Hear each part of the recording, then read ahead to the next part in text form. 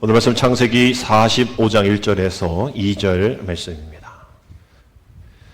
창세기 45장 1절에서 2절 말씀 우리 함께 있습니다.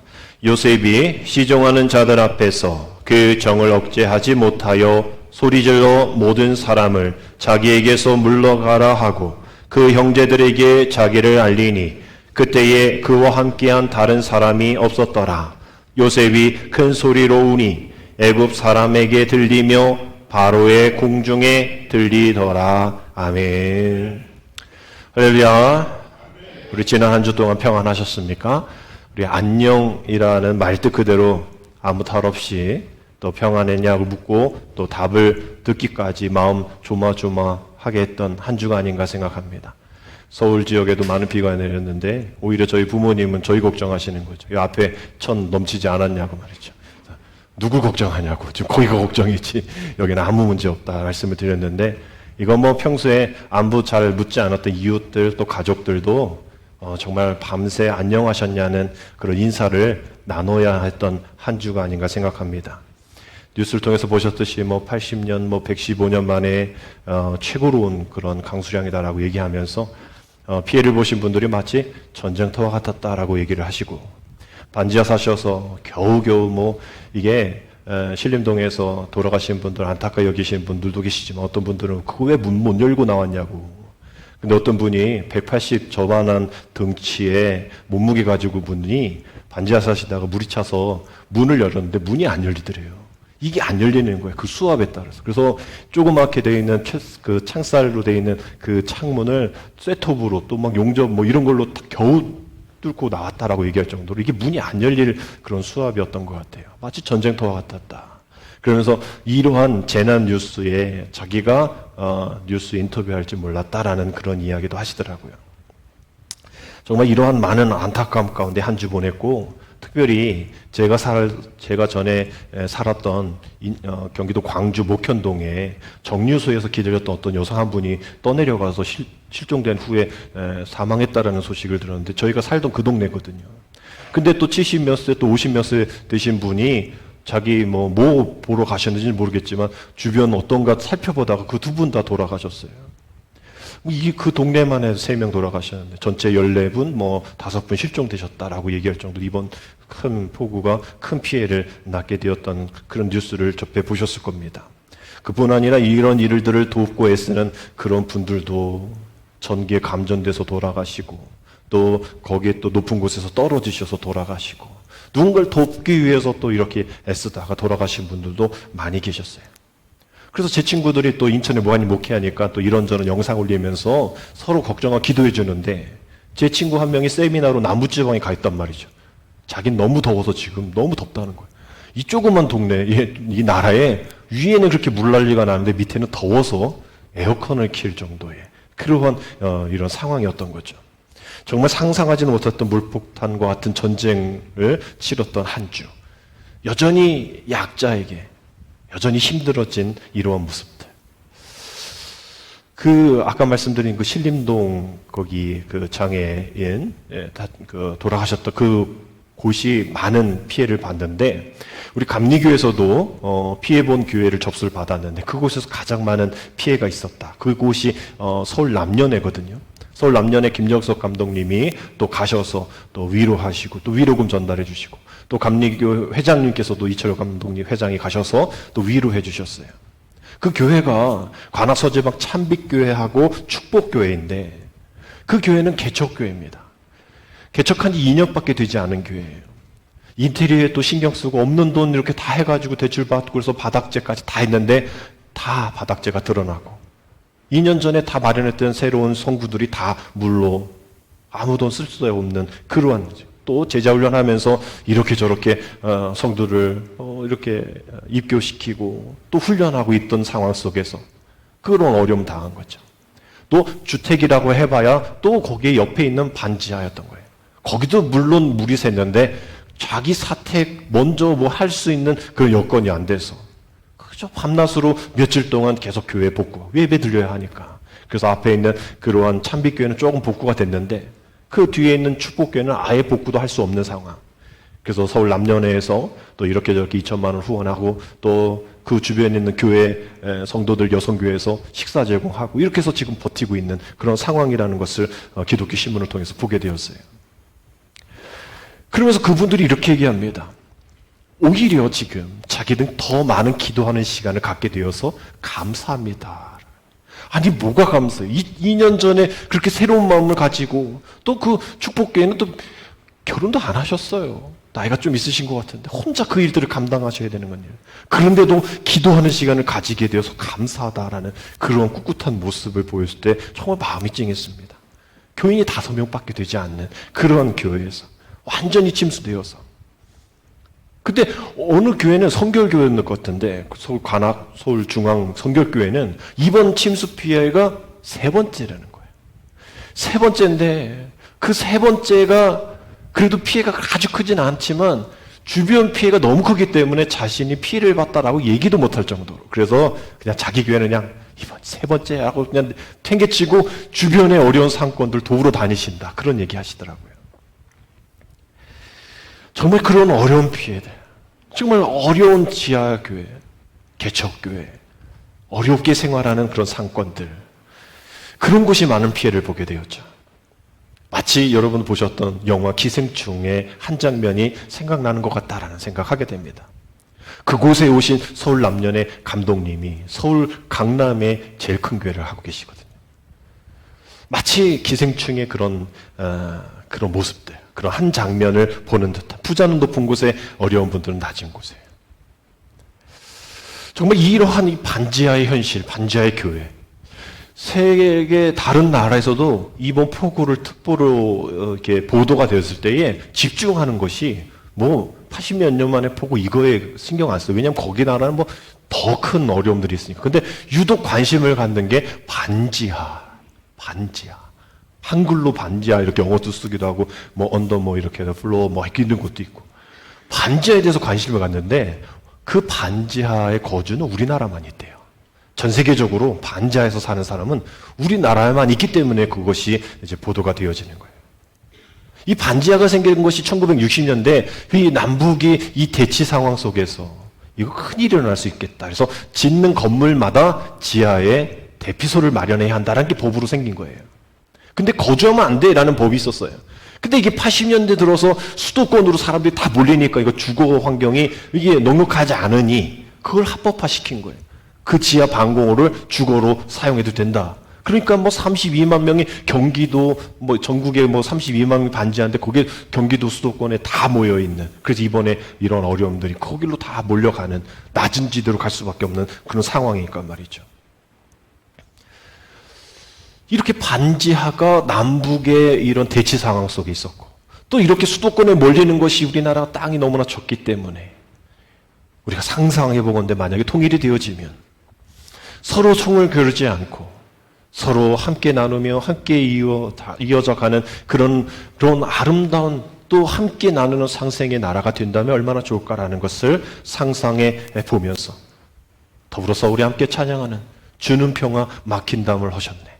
주는 평화, 주는 평화. 이 찬양이 계속 한 주 동안 생각이 났어요.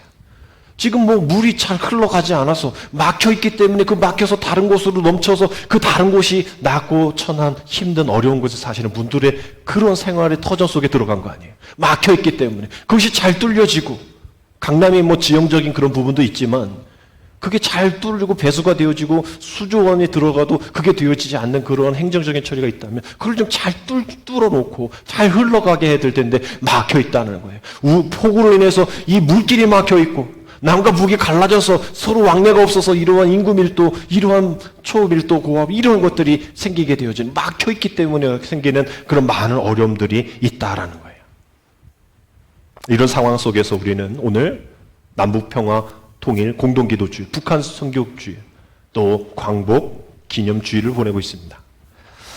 아직도 우리는 남과 북이 하나 되지 않고 막혀있는 상황 속에 우리는 살아가고 있어요. 내일은 8월 15일 광복입니다. 영화로울 광자, 빛날 광자, 회복의 복자 쓰고 있죠. 광복절이지만 아직 우리는 영화로운 회복을 하지 못하고 있는 그런 상황 속에 있습니다. 국경이 5개가 있죠. 5대 국경일인데 그 안에 3.1절 또 이런 광복절과 같이 누군가에게 빼앗겨서 그것을 기념하고 그것을 생각하는 날이 두 개나 있다라는 것. 북한도 많은 김일성에 대한 그런 국경일이 있지만 유독 광복절만 우리나라랑 똑같은 그런 기념일로 한반도가 하나가 되어서 이 날을 기억하자라는, 누군가에게 빼앗기고 누군가에 회복되지 못했던 것을 우리 손으로 우리 힘으로 한번 되찾아보고 영화로운 회복을 이뤄보자라는 그것을 기억하는 광복절이죠. 여전히 이 광복절을 기념하며 나아갈 때에 우리는 그 광복에 대한 이 수고로, 야, 그래, 우리가 운이 좋았어. 그래, 우리가 독립운동을 잘했어. 그럴 때가 되었지. 라고 여길지 모르겠지만, 이 모든 광복은 남과 북이 하나 되고 막힌 담을 허시는 하나님의 계획이고 하나님의 선물인 줄 믿습니다. 아멘. 그것이 일생을 민족 계몽 운동에 헌신했던 사회운동가의 고 함석헌 선생님이 이런 이야기 하셨어요. 그의 책 뜻으로 본 한국 역사에 보면 8.15 해방에 대해서 이렇게 얘기합니다. 연대표 위에는 36년이지만 느낌으로는 360년 더 되는 것 같았다. 아무도 그 종살이의 끝이 오리라고는 예측을 하지 못하였다. 그러던 것이 1945년 8월 15일 갑자기 해방되었다. 이 나라가 해방될 줄 미리 안 사람은 하나도 없다. 아무도 모르는 것은 아무도 꾸민 사람이 없기 때문이다. 사람이 꾸미지 않고 온 것은 하늘의 선물이다. 이것은 하늘에서 직접 준 해방이다. 아무도 여기에 대해서 공로를 주장할 자가 없다. 분명히 이 광복을 위해서 우리 우국 선열 역사들이 수많은 고초와 생명으로 애썼고 또 고생했고 중국 독립을 위해서 힘썼던 것을 인정합니다. 또 우리 성도들도, 우리 믿음의 선배들도 눈물로 광복을 위해서 기도했던 것은 인정하되, 결정적으로 조국의 광복은 하나님이 주신 것이다 라는 것이죠. 역사의 주관자가 하나님이시기 때문에 2차 대전의 주범인 독일하고 일본을 심판하신 하나님의 섭리 가운데에 그 대한민국을 하나님의 대제사장 나라로 만드시기 위하여 갑작스럽게 주신 하나님의 선물이라는 것. 잠언서 21장 31절이 이렇게 나오죠. 우리 함께 읽겠습니다. 시작. 싸울 나를 위하여 마병을 예비하거니와 이김은 여호와께 있느니라. 아멘. 이김은 누구에게 있다? 여호와께 있다. 우리가 준비하고 우리가 애쓰고 노력하고 힘쓰고 바라보지만 이김은 여호와께 있다라는 것이죠. 분단과 전쟁, 적대와 대결, 이 모든 것들 다 우리가 이 일을 위해서 애쓰고 힘쓰고 하나 되어야 하지만 이 모든 새 역사를 펼치도록 인도하시는 분은 하나님이시다라는 것을 우리는 잊지 말아야 한다라는 거죠. 하나님의 계획하심 가운데 있다는 거예요. 올해 광복절은 77주년입니다. 그래서 7이라는 행복 숫자가 있기 때문에 럭키 세븐이기 때문에 7 두 개나 있으니 얼마나 기분 좋아. 뭔가 좋은 것도 있을 것 같아라고 이렇게 바라보지만 우리 교회는 이 7자가 들어가서 중요한 것이 아니라 7년 전에 2015년에 70주년을 더 의미 있게 보냈었어요. 여러분들 2015년을 한번 기억해 보시면 2015년에 70주년을 왜 그렇게 더 간절하게 기도했냐면 바벨론 포로에 있어서 70년 만에 돌아오게 되어지는 그러한 역사적인 그런 이스라엘의 역사가 있기 때문입니다. 그래서 우리나라가 역사가 이스라엘하고 비슷하잖아요. 빼앗기고 또 이런 침입과 어려움 속에 있었던 그런 이스라엘과 우리 역사가 비슷하기 때문에 이 이스라엘의 포로로 70년의 후에 해방되어지고 자유함을 얻었듯이 이 나라에도 광복 70주년을 통하여서 하나님의 은혜가 하나님의 회복이 있게 하여 주옵소서. 그래서 진짜 서로 뭔가 되는 것 같은 그런 분위기도 있었고, 그러나 그러한 우리의 기대와는 다르게 점점점 냉랭해지는 이런 남북 관계가 있습니다. 우리가 그러한 광복절을 우리가 기념하고 또 기억하듯이 이스라엘은 이 유월절을 또 식탁을 통하여서 우리 자녀들에게 그 유월절의 은혜를, 그 나온 해방 출애굽한 하나님의 은혜를 늘 기억하면서 유월절을 보냅니다. 그 유월절을 보내면서 이렇게 네 가지를 두고 그 역사를 되새기는 자녀들과 함께하는 글이 있죠. 쓴 나물입니다. 첫 번째는 쓴 역사를, 과거의 아픈 힘든 역사를 기억하자라는 거죠. 쓴 역사를 기억하고, 두 번째는 이 무교병이죠. 효소를 넣지 않은, 아무것도 넣지 않은 이 무교병이 마초빵을 먹으면서 이건 뭐 준비하고 뭐 첨가하고 이럴 것이 아니라 전적인 하나님의 은혜다. 갑작스러운 하나님의 은혜다. 라는 것을 이야기하면서 뭐 이해는 되는데 세 번째 삶은 달걀이 뭐 이해가 되지 않잖아요. 목 막힐 텐데 이렇게 생각할 텐데 이 삶을 달걀에 대한 의미를 이 랍비가 어떻게 얘기를 하냐면 이 모든 식물은 말랑말랑하다고 또 연해져 있는 상황 속에서도 열을 가하면 굳어집니다. 딱딱해집니다. 유대인들도 마찬가지예요. 고난이라는 열을 받으면 강해지고 굳어지고 하나가 됩니다. 그것이 유월절을 삶은 달걀을 먹는 이유입니다. 라고 이야기하더라고요. 평소에는 그저 아무것도 아닌 것 같지만 고난에 처하는 그러한 민족의 자세가 이렇게 단단하다라는 거예요. 그리고 마지막에 먹는 것은 아라자라는 음료수. 그래서 축배를 드는 마지막에 축제로 유월절을 보낸다고 합니다. 그리고 광복 77주년. 이제 뭐 100년을 앞두고 있는 이런 상황 속에서 정말 이러한 유월절을 기억하고 또 그 하나님의 은혜를 기억하는 것처럼 우리는 그러한 기억 가운데 살아가고 있는가라는 것을 질문을 하게 되어지죠. 유대인의 나치 하에서 400에서 500, 600만의 그런 학살이 있었던 그 아우슈비츠 그 수용소에 이런 글이 적혀 있습니다. 용서하되 뭐 하지는 말자, 잊지는 말자. 용서는 하되 잊지는 말자. 이게 어디에 우리나라 적혀 있냐면 화성 수원에 가면 제암리 교회 옆에 3.1절 순국 기념관이 있습니다. 제암리. 그 1919년 4월 15일에 그래서 합의운동 있었던 이후에 이 일본이 화나가지고 그 제암리 교회 주민들 23명을 몰아놓고 불을 지르고 문을 다 막고 나오면 총을 쏴서 23명의 이 생명이 희생되어지는 일이 있었어요. 그걸 너무 안타까이 바라본 게 우리나라 사람이 아니라 일본 사람이에요. 그래서 일본 사람이 너무나 미안해서 그 교회를 져주고 그 기념관을 짓는 그러한 이 지금 기념관이 화성 수원에 있습니다. 거기에도 이 문구가 써 있어요. 용서는 하되 잊지는 말자. 과거를 용서하고 미래로 나아가는 일이 중요하다는 거죠. 그러나 그 아픔을 똑똑히 기억해야 한다는 거예요. 하나님 주신 해방의 선물을 받아서 우리가 어떻게 살았는지 그 하나님의 은혜에 대해서도 우리는 기억을 해야 한다라는 의미겠죠. 여전히 우리는 휴전 중입니다. 이건 뭐 미사일의 방향만 바꾸면 지금 전쟁 날판인 거죠. 핵무장을 하고 있는 상대방입니다. 아무리 내가 뭐 스텔스 비행기를 만든다고 하고 뭐 미군이 어떤다 하더라도 그 뭐 한 방이면 피해를 보는 건 당연한 거죠. 그래서 이런 휴전 중이지만 이 나라를 지켜주신 하나님의 은혜도 우리가 잊지 말고 기억해야 한다라는 것이죠. 신명기 8장 11절입니다. 내가 오늘 내게 명하는 여호와의 명령과 법도와 규례를 지키지 아니하고 내 하나님 여호와를 잊어버리지 않도록 삼갈지어다. 주님의 명령과 법도와 규례를 어기는 일이 없도록 날마다 주 하나님을 잊지 않도록 힘써야 한다라는 말씀이 신명기의 말씀인 거죠. 오늘 남북평화통일 공동기도주일, 북한선교주일, 광복기념주일로 지금 예배 드릴 때에 북한과 일본 그리고 아직 우리 주변에 우리 가족에 대해서 원수와 같이 적대하며 살아가고 있는 우리들에게 무엇을 기억하며 또 무엇을 어떻게 하며 나아가야 하는지 오늘 우리가 어떻게 해야 하는지 주님이 말씀하시는 일들을 오늘 함께 나누도록 할 예정입니다.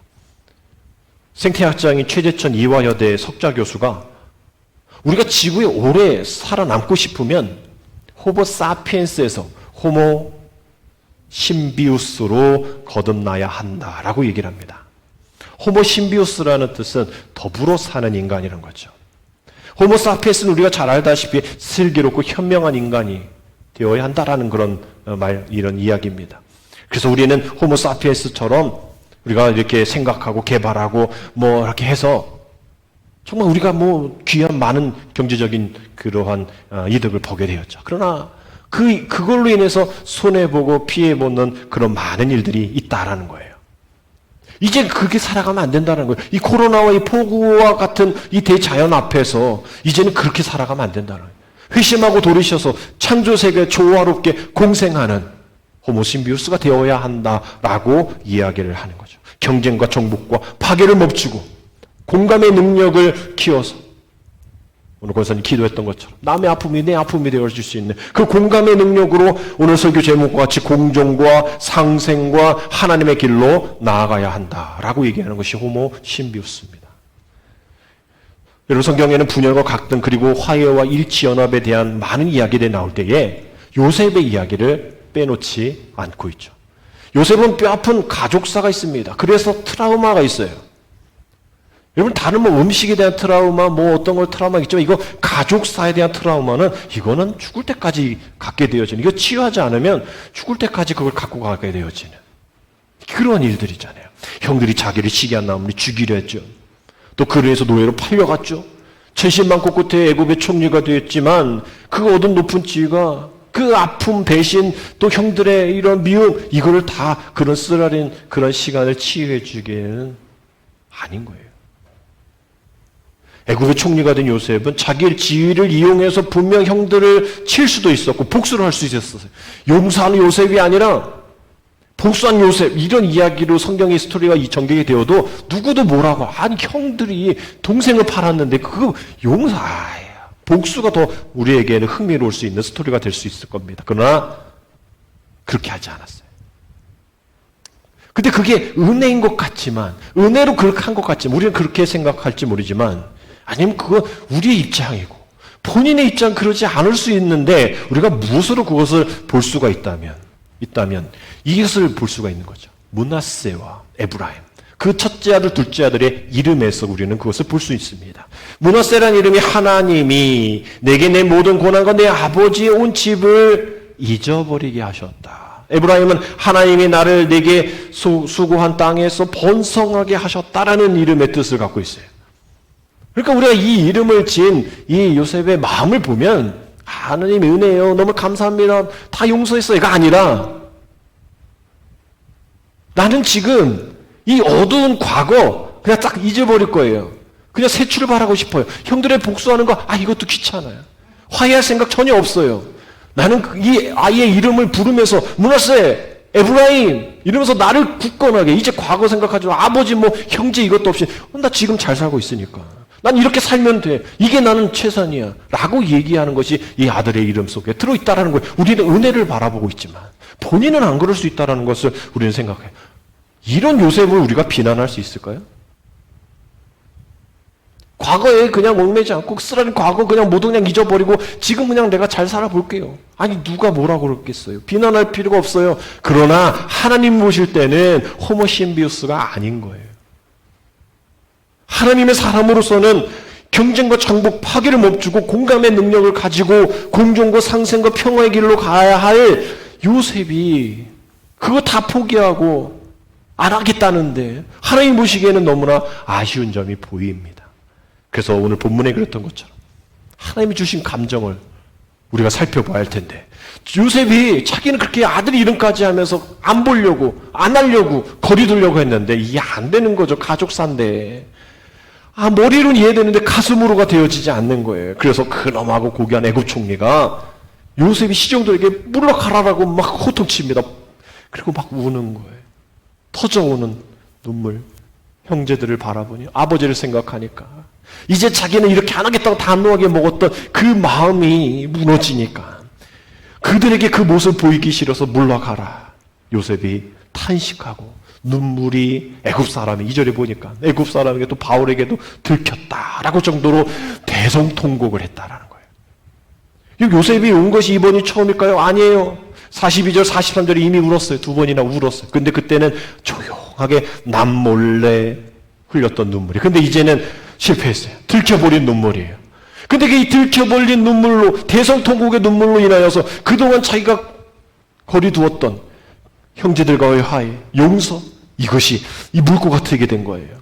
숨기지 못했지만 터져버린, 들켜버린 그 눈물로 인하여서 그 눈물로 인해서 하나님의 화해가 호모신비우스가 일어나게 된 거예요. 그래서 이후에 요셉이 두려운 형제들에게 잘하는 우리의 말씀 있죠. 창세기 45장 8절 말씀 우리 같이 읽겠습니다. 그런즉 나를 이리로 보낸 이는 당신들이 아니요 하나님이시라. 하나님이 나를 바로에게 아버지로 삼으시고 그 온 집의 주로 삼으시며 애굽 온 땅의 통치자로 삼으셨나이다. 아멘. 나를 이리로 보낸 이는 당신이 아니다. 누구요? 하나님이시다라는 거예요. 이 고백은 자신이 겪은 시련은 하나님의 큰 그림으로 볼 때에 하나님의 섭리 속에 이루어졌다는 거예요. 근데 자기는 그동안 몰랐다는 거죠. 내 시각으로 보니까 이렇게 되어진 게 맞는 것 같았는데, 호모사피엔스로 사는 게 맞는 것 같은데 아니더라. 들켜버린 눈물로, 대성통곡으로 하나님의 신비우스가, 호모 신비우스가 생기게 되었다라는 그 고백인 거죠. 지금 오차 상태인 정치권에서 말하는 남북평화 프로세스가 이 정도가 되어져야 이 나라가 통일을 이뤄갈 수 있겠구나. 그저 남북한 지도자를 만나서 악수하고 그냥 평화에 가서 국수 먹고 뭐 냉면 먹고 왔다 뭐 이랬다 저랬다. 아직 그쪽에서는 안 오지 않았나? 그저 제 기억으로는 안 온 것 같은데. 이게 이 정도가 아니라 진짜 둘이 부둥켜 안고 이렇게 대성통곡할 정도가 되어야 정치적이지 않고 이제는 통일이 되겠구나. 이 정도 돼야 남북평화 프로세스가 되어지는 거라 저는 그렇게 생각합니다. 이것 되어지지 않은 이상은 여전히 정치적인 거예요. 여전히 자기의 이득에 맞게 앞에서는 뒤에서는 미사일 이렇게 되어지는 경우밖에 되지 않습니다. 우리는 그것을 뚫고 가서 창피해도 또 두려워도 대성통곡하는 그런 마음으로 나아가야 돼요. 오늘 우리 함께 불렀던 475장 우리 찬양의 가사 인류는 하나 되게 지음받은 한 가족 우리는 그 속에서 협조하며 일하는 형제와 자매도 형제와 자매로다. 4절 어떻게 되어 있죠? 영광도 부끄러움도 함께 받는 우리 믿음과 소망으로 튼튼하게 뭉쳐서 이 어둠 뚫고 가자. 이 어둠 뚫고 가자. 여러분 20년 전만 해도 이 어둠을 뚫고 가는 일이 선봉에 섰던 것이 교회였었어요. 믿음의 사람들이었습니다. 정치적인 비전을 제시했고요. 예언자적인 그런 희망의 증거를 그 어둠을 뚫고 가는 교회를 통해서 세상 사람들이 볼 수 있었는데 그 예언자적인 희망이 이제 교회를 통해 볼 수가 없는 것이 안타까운 현실인 거죠. 그래서 팀 켈러라는 미국의 설교가이자 신학자인 팀 켈러가 이렇게 얘기합니다. 역사상 처음으로 신성한 질서를 거부한 시대가 되었다. 그동안은 신성한 질서를 거부하지 않았는데 이제 포스트 모더니즘으로 정말 이 절대적인 가치를 인정하지 않는 시대가 되었다. 그래서 여와야 또 보수와 진보, 노사 서로의 입장에서 서로의 입장을 받아들이지 않으면 적으로 간주하는 가족 안에서도 아버지와 자식이 교회 안에서도 누구와 누구가 의견이 맞지 않으면 적으로 보는 그런 모습이 되어버렸다라는 거죠. 결국 논리에 따라 상대를 굴복시키려 하는 그러한 모습들. 이것이 미국 교회만이 아니라 한국 교회가 더 그것을 심각하게 생각해야 될 그런 모습들인 것이죠. 그래서 결국은 이 신앙적으로 보수적인 사람들과 진보적인 사람들 가운데 갈등을 놓고 서로 첨예하게 견해 차이로 충돌할 것이 아니라 우리가 하나님의 진리 가운데 한마음 한뜻으로 우리 사도행전 4장 32절에 믿는 무리가 한마음과 한뜻이 되어 모든 물건을 서로 동령하고 자기 재물 조금이라도 자기 것이라 하는 이가 하나도 없더라 라는 이러한 한마음 한뜻이 먼저 해결이 되어져야 그래 오늘 남북평화 통일 북한 선교주일 광복기념주일 우리 자체도 한마음 한뜻이 되지 못하는데 어떻게 남북이 하나가 되어지고 정치적인 이데올로기가 하나가 될 수 있냐는 거예요. 전혀 그렇게 될 수가 없는 일입니다.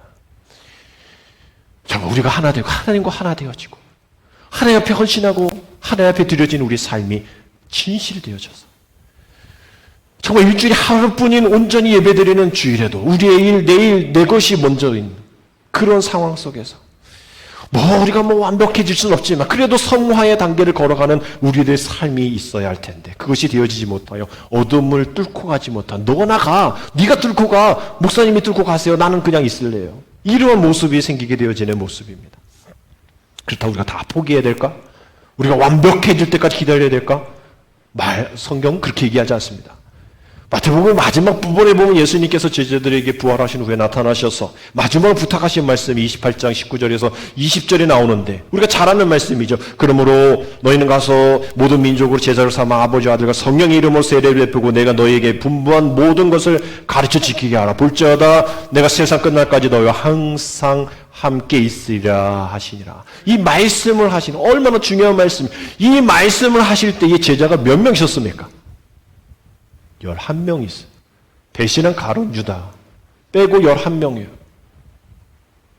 여러분 이것을 우리는 숨길 수 있어요. 숨기고 싶을 거예요. 그런데 성경 그 앞부분이 16절에 분명하게 얘기하고 있습니다. 11 제자가 갈릴리에 가서 예수께서 지시하신 산에 이르렀다. 굳이 열한이라는 곳 빼도 됩니다. 그냥 제자들이 갈릴리에 가서라고 할 수 있는데 11 제자라고 분명하게 기록하고 있는 것은 지금 한국교회를 향해서 말씀하신 말씀도 여기에 말씀이 적용되어지는 거예요. 깨지고 부서지고 모자르고 손가락질하고 이러한 모습 속에 있는 한국교회 안 될 것 같아?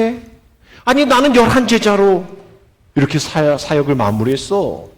11 제자로도 괜찮아. 깨지고 부서진 11명의 제자의 공동체도 괜찮아. 우리 주님이 우리 한국교회 깨지고 부서진 손가락질 받는 한국교회를 향해 하시는 말씀이 아닌가라는 생각을 하게 됩니다. 미국의 기독교 작가 필립 얀시가 이렇게 얘기했죠. 하나님은 교회를 구성하는 잡동산 인간들을 통해 세상에 자신을 계시하신다. extraordinary people. 평범하지 않은 사람. 이상한 변호사 우영우. 똑같은 그 단어를 쓰고 있는데 정말 세상 사람들 우리를 잡동산이라고 얘기해요. 형편없다 얘기합니다. 부서졌다 얘기합니다. 깨졌다라고 얘기해요. 소망이 없다 얘기합니다. 그래서 신뢰도가 바닥이다라고 얘기하는데 우리는 그걸로 좌절할 필요가 없다는 거예요. 하나님은 그러한 사람들로 쓰신다. 성경은 모든 것이 다 패러다임이에요. 패러다임의 시프트. 또 역설적인 겁니다. 우리의 생각과 달라요. 죽어야 산대잖아요. 낮아야 높아진대잖아요. 섬김을 받고 싶은 건 섬겨야 섬김을 받는다라고 얘기하지 않습니까? 괜찮습니다. 잡동산 인간들이라도 괜찮아요. 하나님이 쓰시겠다 하시면 그 잡동산이가 하나님의 큰 도구, 위대한 도구로 쓰임받기 때문인 것이죠. 세상 사람들이 우리를 허물투성이라 얘기해도 여러분 주눅 뜨지 마세요. 그들이 보는 게 맞는 것 같아요. 저도 나가서 목사라고 자랑스럽게 얘기하지 못하는 상황 정말 안타깝지만 괜찮아요. 하나님의 사명 감당하면 하나님만 인정해 주시면 되기 때문이죠. 여러분 우리가 그러기 위해서 이러한 상황 속에서 평화를 위해 우리가 무엇을 할 수 있을까? 여전히 부족한 한국교회를 위해 무엇을 할 수 있을까?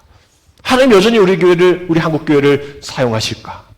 우리의 이러한 부정적인 생각 들 때마다 오늘 이런 필립 씨와 팀 킬러의 얘기를 우리가 생각하면서 하나님은 그러한 우리도 사용하시겠지.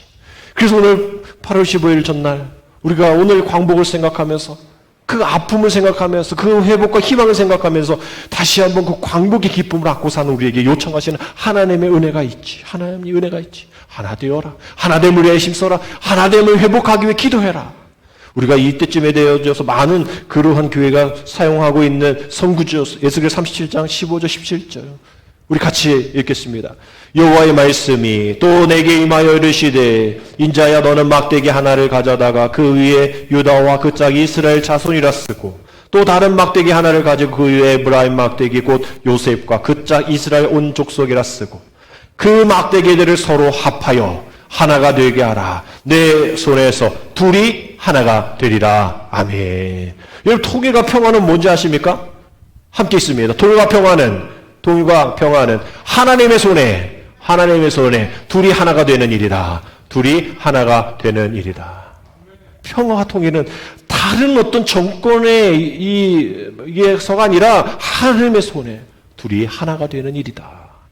내일 8월 15일 광복 77주년을 맞는 오늘 그리스도 안에서 참자와 해방의 기쁨이 그 어떤 누구에게도 아닌 어떤 운도 아닌 다른 세력이 아닌 평화의 왕으로 오신 막힌다 오신 예수님으로 인해서 전쟁의 기운이 아직 남아있는 이때에 그리고 코로나19와 폭우와 그런 삶이 전쟁터와 같은 우리의 삶 속에 여전히 집 안에서도 서로 경쟁하고 서로 전쟁터 같은 적과 같은 모습으로 살고 있는 우리 삶 속에서 막힌 담을 하신 주님이 남과 북에 막힌 담을 하시고 또 모든 우리의 가정에 또 우리의 모든 삶에 주님과 나와 막힌 모든 담을 하시는 그 주님을 우리가 바라보면서 둘이 하나가 되리라. 하나님의 손에서 둘이 하나가 되리라. 우리가 하나 될 수 있는 방법은 오직 하나님밖에 없군요. 우리가 더욱더 기도하며 나아가는 저와 여러분 되시기를 주님의 이름으로 축복합니다. 기도드립니다. 하나님 공생과 상생 그리고 평화의 길로 우리를 이끌어 주셔서 남북이 하나님 안에 한 형제 자매임을 깨닫게 하시고 사랑이며 화평이신 하나님 안에 광복 77주년을 맞는 이때에 우리의 모든 이웃이 우리의 가족이 하나님과 하나 되어 모든 것이 주님의 은혜임을 기억하며 부족함 없는 풍요로움을 허락하여 주옵소서. 증오와 반목의 죄, 배고픔에 외면하는 죄를 용서하여 주시옵시고 풍요 어린 생명들이 먹을 것을 나눠주게 하시며 인연과 탐욕으로 인해 반복적인 죄에 빠지지 않게 하시사 주님의 사랑으로 극복하게 하여 주시사 한반도 땅에 주님의 역사가 이루어져서 남북 7,600만 민족이 함께 하나님 은혜 안에서 하나님 안에서 하나 되어지는, 그래서 공존과 상생과 평화의 길로 이끄시는 하나님을 만나는 우리 모두가 되게 주여 도와주옵소서. 예수님의 이름으로 감사하며 기도드립니다. 아멘.